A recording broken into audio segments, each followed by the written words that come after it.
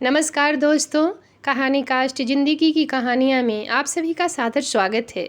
आज आप सुनने जा रहे हैं प्रसिद्ध कथाकार मुंशी प्रेमचंद की कहानी शूद्रा। कहानी सुना रही हैं इंदु कुमारी। तो चलिए दोस्तों, कहानी सुनते हैं। शूद्रा। माँ और बेटी एक झोपड़ी में गांव के उस सिरे पर रहती थीं। बेटी बाग से पत्तियां बटोर लाती, माँ भाड़ झोंकती। यही उनकी जीविका थी। सेर दो सेर अनाज मिल जाता था, खाकर पड़ी रहती थी।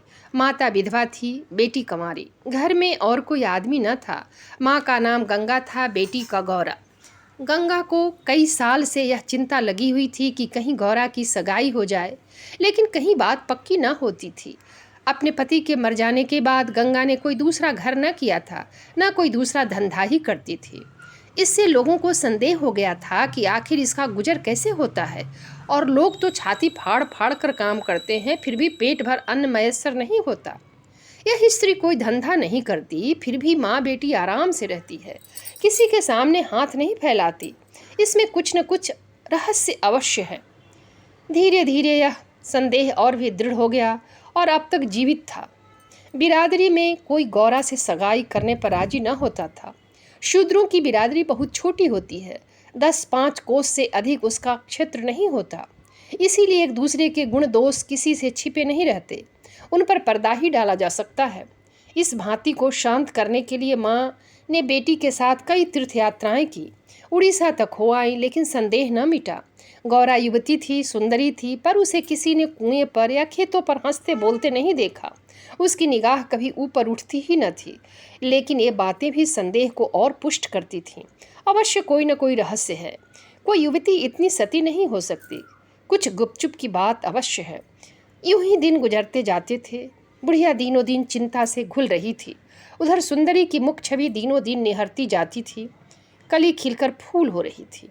एक दिन एक परदेशी गांव से होकर निकला, 10-12 कोस से आ रहा था। नौकरी की खोज में कलकत्ता जा रहा था। रात हो गई थी। किसी कहार का घर पूछता हुआ गंगा के घर आया। गंगा ने उसका खूब आदर सत्कार किया, उसके लिए गेहूं का आटा लाई, घर से बर्तन निकाल कर दिए। कहार ने पकाया, खाया, लेटा, बातें होने लगी। सगाई की चर्चा छिड़ गई। कहार जवान था। गौरा पर निगाह पड़ी, उसका रंग ढंग देखा, उसकी सजल छवि आंखों में खूब गई। सगाई करने पर राजी हो गया, लौटकर घर चला गया। 2-4 गहने अपनी बहन के यहाँ से लाया, गांव के बाजार से कपड़े उधार ले लिए। 2-4 भाई बंदों के साथ सगाई करने आ पहुंचा। सगाई हो गई, यही रहने लगा। गंगा बेटी और दामाद को आंखों से दूर न कर सकती थी, परंतु 10 ही 5 दिनों में मंगरू के कानों में इधर उधर की बातें पड़ने लगी। सिर्फ बिरादरी ही के नहीं, अन्य जाति वाले भी उनके कान भरने लगे। ये बातें सुन सुनकर मंगरू पछताता था कि नाहक यहाँ फंसा। पर गौरा को छोड़ने का ख्याल कर उसका दिल कांप उठता था। 1 महीने के बाद मंगरू अपनी बहन के गहने लौटाने गया। खाने के समय उसका बहनोई उसके साथ भोजन करने न बैठा। मंगरू को कुछ संदेह हुआ। बहनोई से बोला, तुम क्यों नहीं आते? बहनोई ने कहा, तुम खा लो, मैं फिर खा लूँगा। मंगरू, बात क्या है, तू खाने क्यों नहीं उठते? बहनोई, जब तक पंचायत न होगी मैं तुम्हारे साथ कैसे खा सकता हूँ? तुम्हारे लिए बिरादरी भी नहीं छोड़ दूंगा। किसी से पूछा न गाछा, जाकर एक हरजाई से सगाई कर ली। मंगरू चौके पर उठ गया, मिर्जई पहनी और ससुराल चला आया। बहन खड़ी रोती रह गई। उसी रात को वह किसी से बिना कुछ कहे सुने बगैर गौरा को छोड़कर कहीं चला गया। गौरा नींद में मग्न थी। उसे क्या खबर थी कि वह रत्न जो मैंने इतनी तपस्या के बाद पाया है, मुझे सदा के लिए छोड़े चला जा रहा है। कई साल बीत गए, मंगरू का कुछ पता न चला, कोई पत्र तक न आया। पर गौरा बहुत प्रसन्न थी। वह मांग में सिंदूर डालती, रंग बिरंग के कपड़े पहनती और अधरों पर मिस्सी के धड़े जमाती। मंगरू भजनों की एक पुरानी किताब छोड़ गया था, उसे कभी कभी पढ़ती और गाती। मंगरू ने उसे हिंदी सिखा दी थी, टटोल टटोल कर भजन पढ़ लेती थी। पहले वह अकेली बैठती रहती। गांव की और स्त्रियों के साथ बोलते चालते उसे शर्म आती थी। उसके पास वह वस्तु न थी जिस पर दूसरी स्त्रियां गर्व करती थीं। सभी अपने अपने पति की चर्चा करती। गौरा के पति कहीं कहाँ था, वह किसकी बातें करती? अब उसके भी पति था, वह अन्य स्त्रियों के साथ इस विषय पर बातचीत करने की अधिकारिणी थी। वह भी मंगरू की चर्चा करती। मंगरू कितना स्नेहशील है, कितना सज्जन, कितना वीर। पति चर्चा से उसे कभी तृप्ति ही न होती थी। स्त्रियां, मंगरू तुम्हें छोड़कर क्यों चले गए? गौरा कहती, क्या करते, मर्द कभी ससुराल में पड़ा रहता है। देश प्रदेश में निकलकर 4 पैसे कमाना ही तो मर्दों का काम है, नहीं तो मान मर्यादा का निर्वाह कैसे हो। जब कोई पूछता चिट्ठी पत्री क्यों नहीं भेजते, तो हंसकर कहती, अपना पता ठिकाना बताने में डरते हैं, जानते हैं ना गौरा आकर सिर पर सवार हो जाएगी। सच कहती हूँ, उनका पता ठिकाना मालूम हो जाए तो यहाँ मुझसे एक दिन भी ना रहा जाए। वह बहुत अच्छा करते हैं कि मेरे पास चिट्ठी पत्र नहीं भेजते। बेचारे प्रदेश में कहाँ घर गृहस्थी संभालते फिरेंगे। एक दिन किसी सहेली ने कहा, हम न मानेंगे, तुझसे जरूर मंगरू से झगड़ा हो गया है, नहीं तो बिना कुछ कहे सुनो क्यों चले जाते। गौरा ने हंसकर कहा, बहन, अपने देवता से भी कोई झगड़ा करता है? वह मेरे मालिक है, भला मैं उससे झगड़ा क्यों करूँगी? जिस दिन झगड़े की नौबत आएगी कहीं डूब मरूंगी। मुझसे कहकर जाने पाते मैं उनके पैरों से लिपट न जाती। एक दिन कलकत्ता से एक आदमी आकर गंगा के घर ठहरा। पास ही के किसी गांव में अपना घर बताया। कलकत्ता में वह मंगरू के पड़ोस में ही रहता था। मंगरू ने उससे गौरा को अपने साथ लाने को कहा था। 2 साड़ियाँ और राह खर्च के लिए रुपये भी भेजे थे। गौरा फूली न समाई, बूढ़े ब्राह्मण के साथ चलने को तैयार हो गई। चलते वक्त वह गांव की सब औरतों से गले मिली। गंगा उसे स्टेशन तक पहुंचाने गई। सब कहते थे, बेचारी लड़की के भाग जग गए, नहीं तो यहाँ कुढ़ कुढ़ कर मर जाती। रास्ते भर गौरा सोचती, न जाने वह कैसे हो गए होंगे। अब तो मूछें अच्छी तरह निकल आई होंगी। प्रदेश में आदमी सुख से रहता है, देह भर आई होगी, बाबू साहब हो गए होंगे। मैं पहले 2-3 दिन उनसे बोलूँगी नहीं, फिर पूछूंगी तुम मुझे छोड़कर क्यों चले गए। अगर किसी ने मेरे बारे में कुछ बुरा भला कहा ही था तो तुमने उसका विश्वास क्यों कर लिया? तुम अपनी आँखों से ना देखकर दूसरों के कहने पर क्यों गए? मैं भली हूँ या बुरी हूँ तो तुम्हारी। तुमने मुझे इतने दिनों रुलाया क्यों? तुम्हारे बारे में अगर इसी तरह कोई मुझसे कहता तो क्या मैं तुझको छोड़ देती? जब तुमने मेरी बाँह पकड़ ली तो तुम मेरे हो गए। फिर तुम में लाख ऐब हों मेरी बला से, चाहे तुम तुर्क ही क्यों न हो जाओ, मैं तुम्हें छोड़ नहीं सकती। तुम क्यों मुझे छोड़कर भागे? क्या समझते थे भागना सहज है? आखिर झक मारकर बुलाया कि नहीं? कैसे न बुलाते। मैंने तो तुम्हारे ऊपर दया की कि चली आई, नहीं तो कह देती कि मैं ऐसे निर्दयी के पास नहीं जाती, तो तुम आप दौड़े आते। तप करने से देवता भी मिल जाते हैं, आकर सामने खड़े हो जाते हैं। तुम कैसे न आते? वह धरती बार बार उद्विग्न होकर बूढ़े ब्राह्मण से पूछती, अब कितनी दूर है? धरती के छोर पर रहते हैं क्या? और भी कितनी ही बातें वह पूछना चाहती थी, लेकिन संकोचवश न पूछ सकती थी। मन ही मन अनुमान करके अपने को संतुष्ट कर लेती थी। उनका मकान बड़ा सा होगा, शहर में लोग पक्के घरों में रहते हैं। जब उनका साहब इतना मानता है तो नौकर भी होगा। मैं नौकर को भगा दूंगी। मैं दिन भर पड़े पड़े क्या किया करूंगी? बीच बीच में उसे घर की याद भी आ जाती थी। बेचारी अम्मा रोती होगी। अब उन्हें घर का सारा काम आप ही करना पड़ेगा। ना जाने बकरियों को चराने ले जाती हैं या नहीं। बेचारी दिन भर में मैं करती होंगी। मैं अपनी बकरियों के लिए महीने महीने रुपये भेजूंगी। जब कलकत्ता से लौटूंगी तब सबके लिए साड़ियाँ लाऊंगी। तब मैं इस तरह थोड़े लौटूंगी। मेरे साथ बहुत सा असबाब होगा, सबके लिए कोई न कोई सौगात लाऊंगी। तब तक तो बहुत सी बकरियां हो जाएंगी। यही सुख स्वप्न देखते देखते गौरा ने सारा रास्ता काट दिया। पगली क्या जानती थी कि मेरे मान कुछ और, कर्ता के मन कुछ और। क्या जानती थी कि बूढ़े ब्राह्मणों के भेष में पिशाच होते हैं। मन की मिठाई खाने में मग्न थी। तीसरे दिन गाड़ी कलकत्ता पहुंची। गौरा की छाती धड़ करने लगी। वह यहीं कहीं खड़े होंगे, अब आते ही होंगे, यह सोचकर उसने घूंघट निकाल लिया और संभल बैठी। मगर मंगरू वहाँ न दिखाई दिया। बूढ़ा ब्राह्मण बोला, मंगरू तो यहाँ नहीं दिखाई देता। मैं चारों ओर छान आया, शायद किसी काम में लग गया होगा, आने की छुट्टी ना मिली होगी। मालूम भी तो होता न था। हम लोग किसी गाड़ी से आ रहे हैं, उनकी राह क्यों देखें, चलो डेरे पर चले। दोनों गाड़ी पर बैठकर चले। गौरा कभी तांगे पर सवार ना हुई थी। उसे गर्व हो रहा था कि कितने ही बाबू लोग पैदल जा रहे हैं, मैं तांगे पर बैठी हूँ। एक क्षण में गाड़ी मंगरू के डेरे पर पहुँच गई। एक विशाल भवन था, अहाता साफ सुथरा। साइवान में फूलों के गमले रखे हुए थे। ऊपर चढ़ने लगी। विस्मय, आनंद और आशा से उसे अपनी सूध ही न थी। सीढ़ियों पर चढ़ते चढ़ते पैर दुखने लगे। यह सारा महल उनका है? किराया बहुत देना पड़ता होगा। रुपये को तो वह कुछ समझते ही नहीं। उसका हृदय धड़क रहा था कि कहीं मंगरू ऊपर से उतरते आ न रहे हों। सीढ़ी पर भेंट हो गई तो मैं क्या करूँगी? भगवान करे वह पड़े हो सोते रहे हों, तब मैं जगाऊं और वह मुझे देखते ही हड़बड़ा कर उठ बैठे। आखिर सीढ़ियों का अंत हुआ। ऊपर एक कमरे में गौरा को ले जाकर ब्राह्मण देवता ने बैठा दिया। यही मंगरू का डेरा था। मगर मंगरू यहाँ भी नदारद। कोठरी में केवल एक खाट पड़ी हुई थी। एक किनारे 2-4 बर्तन रखे हुए थे। यही उनकी कोठरी है तो मकान किसी दूसरे का है। उन्होंने यह कोठरी किराया पर ली होगी। मालूम होता है रात को बाजार में पूरियां खाकर सो रहे होंगे। यही उनकी सोने की खाट है। एक किनारे घड़ा रखा हुआ था। गौरा को मारे प्यास के तालू सूख रहा था। घड़े से पानी उड़ेल कर पिया। एक किनारे पर एक झाड़ू रखा था। गौरा रास्ते की थकी थी, पर प्रेमोल्लास में थकन कहाँ। उसने कोठरी में झाड़ू लगाया, बर्तनों को भी धो धो कर एक जगह रखा। कोठरी की एक एक वस्तु, यहाँ तक कि उसकी फर्श और दीवारों में उसे आत्मीयता की झलक दिखाई देती थी। उस घर में भी जहाँ उसे अपने जीवन के 25 वर्ष काटे थे, उसे अधिकार का ऐसा गौरवयुक्त आनंद न प्राप्त हुआ था।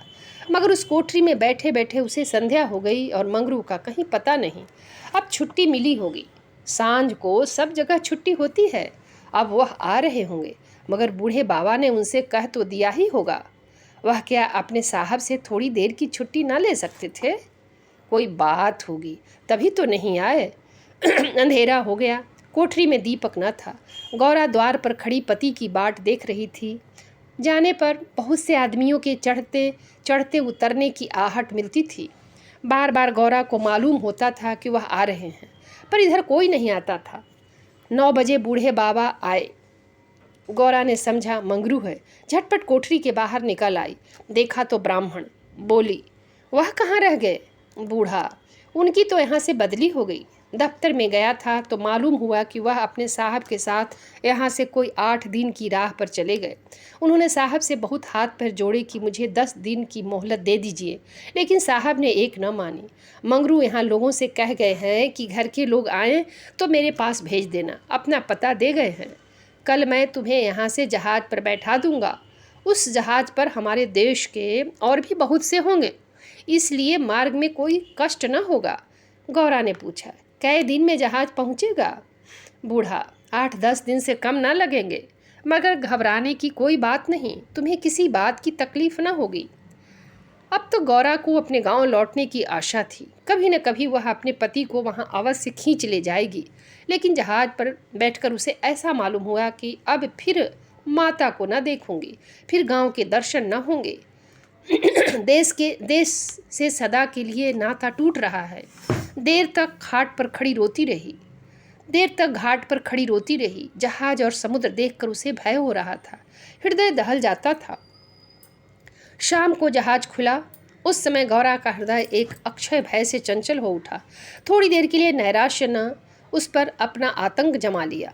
न जाने किस देश जा रही हूँ, उनसे भेंट भी होगी या नहीं, उन्हें कहाँ खोजती फिरूंगी, कोई पता ठिकाना भी तो नहीं मालूम। बार बार पछताती थी कि एक दिन पहले क्यों नहीं चली आई। कलकत्ता में भेंट हो जाती तो मैं उन्हें वहाँ कभी न जाने देती। जहाज पर और कितने ही मुसाफिर थे, कुछ स्त्रियाँ भी थीं, उनमें बराबर गाली गलौज होती रहती थी। इसलिए गौरा को उनसे बातें करने की इच्छा न होती थी। केवल एक स्त्री उदास दिखाई देती थी। गौरा ने उससे पूछा, तुम कहाँ जाती हो बहन? उस स्त्री की बड़ी बड़ी आंखें सजल हो गईं। बोली, कहाँ बताऊँ बहन, कहाँ जा रही हूँ? जहाँ भाग्य लिए जाता है वहीं जा रही हूँ। तुम कहाँ जाती हो? गौरा, मैं तो अपने मालिक के पास जा रही हूँ, जहाँ यह जहाज रुकेगा। वह वहीं नौकर हैं। मैं कल आ जाती तो उनसे कलकत्ता में ही भेंट हो जाती। आने में देर हो गई। क्या जानती थी कि वह इतनी दूर चले जाएंगे। नहीं तो क्यों देर करती? स्त्री: अरे बहन, कहीं तुम्हें तो कोई बहकाकर नहीं लाया है? तुम घर से किसके साथ आई हो? गौरा: मेरे आदमी ने कलकत्ता से आदमी भेजकर मुझे बुलाया था। स्त्री: वह आदमी तुम्हारा जान पहचान का था? गौरा: नहीं, उस तरफ का एक बूढ़ा ब्राह्मण था। स्त्री: वही लंबा सा दुबला पतला लकलक बूढ़ा जिसकी एक आंख में फूली पड़ी हुई है? गौरा: हाँ हाँ वही। क्या तुम उसे जानती हो? स्त्री: उसी दुष्ट ने तो मेरा भी सर्वनाश किया।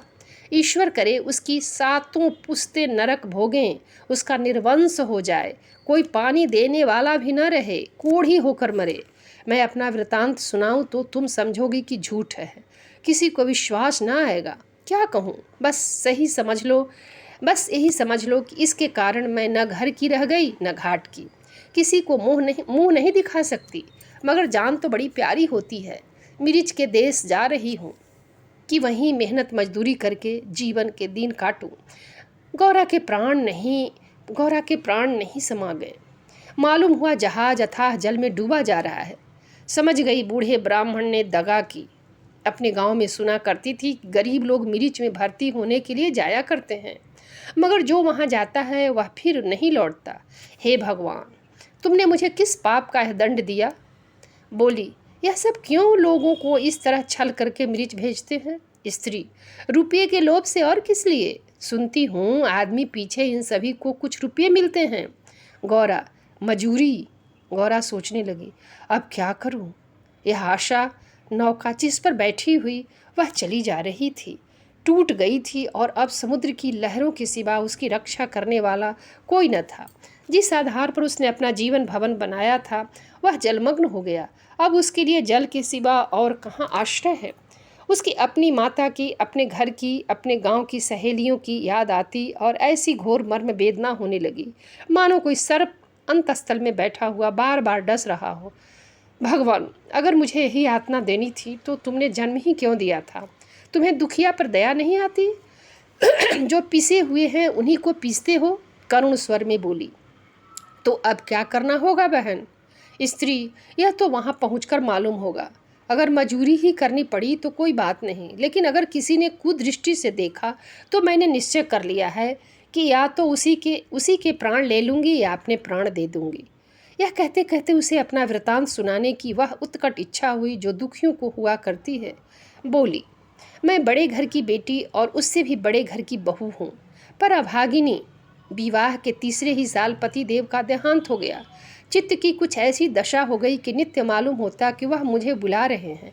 पहले तो आंख झपकते ही उनकी मूर्ति सामने आ जाती थी, लेकिन फिर तो यह दशा हो गई कि जागृत दशा में भी रह रह कर उनके दर्शन होने लगे। बस यही जान पड़ता था कि वह साक्षात खड़े बुला रहे हैं। किसी से शर्म के मारे कहती न थी, पर मन में यह शंका होती थी कि जब उनका देहावसान हो गया है तो वह मुझे दिखाई कैसे देते हैं। मैं इसे भ्रांति समझकर चित्त को शांत कर न सकती थी। मन कहता था जो वस्तु प्रत्यक्ष दिखाई देती है वह मिल क्यों नहीं सकती? केवल वह ज्ञान चाहिए। साधु महात्माओं को सिवा ज्ञान और कौन दे सकता है? मेरा तो अब भी विश्वास है कि अभी ऐसी क्रियाएं हैं जिनसे हम मरे हुए प्राणियों से बातचीत कर सकते हैं, उनको स्थूल रूप में देख सकते हैं। महात्माओं की खोज में रहने लगी। मेरे यहाँ अक्सर साधु संत आते थे। उनसे एकांत में इस विषय में बातें किया करती थी, पर वे लोग सदुपदेश देकर मुझे ही टाल देते थे। मुझे सदुपदेशों की जरूरत न थी। मैं वैधव्य धर्म खूब जानती थी। मैं तो वह ज्ञान चाहती थी जो जीवन और मरण के बीच का पर्दा उठा दे। 3 साल तक मैं इसी खेल में लगी रही। 2 महीने होते हैं वही बूढ़ा ब्राह्मण सन्यासी बना हुआ मेरे यहाँ आ पहुँचा। मैंने इससे वही भिक्षा मांगी। इस धूर्त ने कुछ ऐसा माया जाल फैलाया कि मैं आंखें रहते हुए भी फंस गई। अब सोचती हूँ तो अपने ऊपर आश्चर्य होता है कि मुझे उसकी बातों पर इतना विश्वास क्यों हुआ। मैं पति दर्शन के लिए सब कुछ झेलने को, सब कुछ करने को तैयार थी। इसने रात को अपने पास बुलाया। मैं घर वालों से पड़ोसिन के घर जाने का बहाना करके इसके पास गई। एक पीपल से इसकी धुएं जल रही थी। उस विमल चांदनी में यह जटाधारी ज्ञान और योग का देवता सा मालूम होता था। मैं आकर धुईं के पास खड़ी हो गई। उस समय यदि बाबा जी मुझे आग में कूद पड़ने की आज्ञा देते तो मैं तुरंत कूद पड़ती। इसने मुझे बड़े प्रेम से बैठाया और मेरे सिर पर हाथ रखकर न जाने क्या कर दिया कि मैं बेसुध हो गई। फिर मुझे कुछ नहीं मालूम कि मैं कहाँ गई, क्या हुआ। जब मुझे होश आया तो मैं रेल पर सवार थी। जी में आया कि चिल्लाऊं, पर यह सोचकर कि अब गाड़ी रुक भी गई और मैं उतर भी पड़ी तो घर में घुसने न पाऊंगी, मैं चुपचाप बैठी रह गई। मैं परमात्मा की दृष्टि से निर्दोष थी, पर संसार की दृष्टि में कलंकित हो चुकी थी। रात को किसी युवती का घर से निकल जाना कलंकित करने के लिए काफ़ी था। जब मुझे मालूम हो गया कि सब मुझे टापू में भेज रहे हैं तो मैंने जरा भी आपत्ति नहीं की। मेरे लिए अब सारा संसार एक सा है। जिसका संसार में कोई न हो उसके लिए देश प्रदेश दोनों बराबर है। हाँ, यह पक्का निश्चय कर चुकी हूँ कि मरते दम तक अपने सत्य की रक्षा करूँगी। विधि के हाथ में मृत्यु से बढ़कर कोई यातना नहीं। विधवा के लिए मृत्यु का क्या भय, उसका तो जीना और मरना दोनों बराबर है, बल्कि मर जाने से जीवन की विपत्तियों का अंत हो जाएगा। गौरा ने सोचा, इस स्त्री में कितना धैर्य और साहस है, फिर मैं क्यों इतनी कातर और निराश हो रही हूँ। जब जीवन की अभिलाषाओं का अंत हो गया तो जीवन के अंत का क्या डर। बोली, बहन हम और तुम एक जगह रहेंगी, मुझे तो अब तुम्हारा ही भरोसा है। स्त्री ने कहा, भगवान का भरोसा रखो और मरने से मत डरो। सघन अंधकार छाया हुआ था। ऊपर काला आकाश था, नीचे काला जल। गौरा आकाश की ओर ताक रही थी, उसकी संगिनी जल की ओर। उसके सामने आकाश के कुसुम थे, इसके चारों ओर अनंत अखंड अपार अंधकार था। जहाज से उतरते ही एक आदमी ने यात्रियों के नाम लिखने शुरू किए। इसका पहनावा तो अंग्रेजी था, पर बातचीत से हिंदुस्तानी मालूम होता था। गौरा सिर झुकाए अपनी संगिनी के पीछे खड़ी थी। उस आदमी की आवाज़ सुनकर वह चौंक पड़ी। उसने दबी आंखों से उसकी ओर देखा। उसके समस्त शरीर में सनसनी दौड़ गई। क्या स्वप्न तो नहीं देख रही हूँ? आंखों पर विश्वास न आया। फिर उस पर निगाह डाली। उसकी छाती वेग से धड़कने लगी, पैर थर थर कांपने लगे। ऐसा मालूम होने लगा मानो चारों ओर जल ही जल है और उसमें वह बही जा रही है। उसने अपनी संगिनी का हाथ पकड़ लिया, नहीं तो जमीन पर गिर पड़ती। उसके सम्मुख वही पुरुष खड़ा था जो उसका प्राणाधार था और जिससे इस जीवन में भेंट होने की उसे लेश मात्र भी आशा न थी। यह मंगरू था, इसमें जरा भी संदेह न था। हाँ, उसकी सूरत बदल गई थी।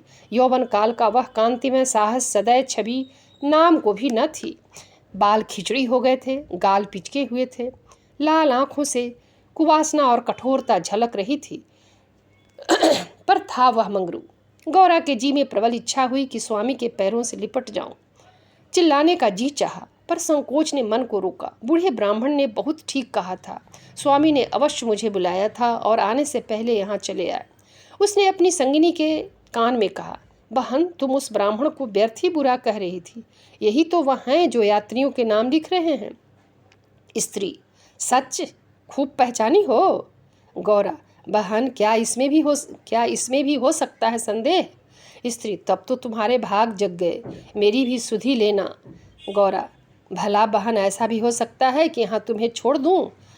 मंगरू यात्रियों से बात बात पर बिगड़ता था, बात बात पर गालियाँ देता था। कई आदमियों को ठोकर मारे और कई को केवल गांव का जिला न बता सकने के कारण धक्का देकर गिरा दिया। गौरा मन ही मन गड़ी जाती थी, साथ ही अपने स्वामी के अधिकार पर उसे गर्व भी हो रहा था। आखिर मंगरू को उसके सामने आकर खड़ा हो गया और कुचेष्टापूर्ण नेत्रों से देख कर बोला, तुम्हारा नाम क्या है? गौरा ने कहा, गौरा। मंगरू चौंक पड़ा, फिर बोला, घर कहाँ है? मदनपुर, जिला बनारस। यह कहते कहते हंसी आ गई। मंगरू ने अब की उसकी ओर ध्यान से देखा, तब लपक कर उसका हाथ पकड़ लिया और बोला, गौरा तुम यहाँ कहाँ? मुझे पहचानती हो? गौरा रो रही थी, मुंह से बात न निकलती। मंगरू फिर बोला, तुम यहाँ कैसे आई? गौरा खड़ी हो गई, आंसू पोंछ डाले और मंगरू की ओर देखकर बोली, तुम ही ने तो बुला भेजा था। मंगरू, मैं तो 7 साल से यहाँ हूँ।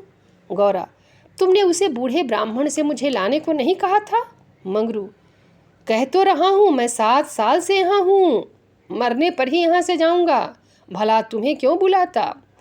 गौरा को मंगरू से इस निष्ठुरता की आशा न थी। उसने सोचा, अगर यह सत्य भी हो कि इन्होंने मुझे नहीं बुलाया तो भी इन्हें मेरा यूँ अपमान न करना चाहिए था। क्या वह समझते हैं कि मैं इनकी रोटियां पर आई हूँ? यह तो इतने ओछे स्वभाव के न थे। शायद दर्जा पाकर इन्हें मद हो गया है। नारी सुलभ अभिमान से गर्दन उठाकर उसने कहा, तुम्हारी इच्छा हो तो अब यहाँ से लौट जाऊं, तुम्हारे ऊपर भार बनना नहीं चाहती। मंगरू कुछ लज्जित होकर बोला, अब तुम यहाँ से लौट नहीं सकती गौरा, यहाँ आकर बिरला ही कोई लौटता है। यह कहकर वह कुछ देर चिंता में मग्न खड़ा रहा, मानो संकट में पड़ा हुआ हो कि क्या करना चाहिए। उसकी कठोर मुखाकृति पर दीनता का रंग झलक पड़ा। तब कातर स्वर से बोला, अब आ ही गई हो तो रहो, जैसी कुछ पड़ेगी देखी जाएगी। गौरा, जहाज फिर कब लौटेगा? मंगरू, तुम यहाँ से 5 बरस के पहले नहीं जा सकती। गौरा, क्यों? क्या कुछ ज़बरदस्ती है? मंगरू, हाँ, यहाँ का यही हुक्म है। गौरा, तो फिर मैं अलग मजूरी करके अपना पेट पालूंगी। मंगरू सजल नेत्र होकर कहा, जब तक मैं जीता हूँ तुम मुझसे अलग नहीं रह सकती। गौरा, तुम्हारे ऊपर भार बनकर ना रहूँगी। मंगरू, मैं तुम्हें भार नहीं समझता गौरा, लेकिन यह जगह तुम जैसी देवियों के रहने लायक नहीं है, नहीं तो अब तक मैंने तुम्हें कब का बुला लिया होता। वही बूढ़ा आदमी जिसने तुम्हें बहकाया मुझे घर से आते समय पटने में मिल गया और झांसे देकर मुझे यहाँ भर्ती कर दिया, तब से यहीं पड़ा हुआ हूँ। चलो मेरे घर में रहो, वहाँ बातें होंगी। यह दूसरी औरत कौन है? गौरा, यह मेरी सखी है, इन्हें भी बूढ़ा बहका लाया।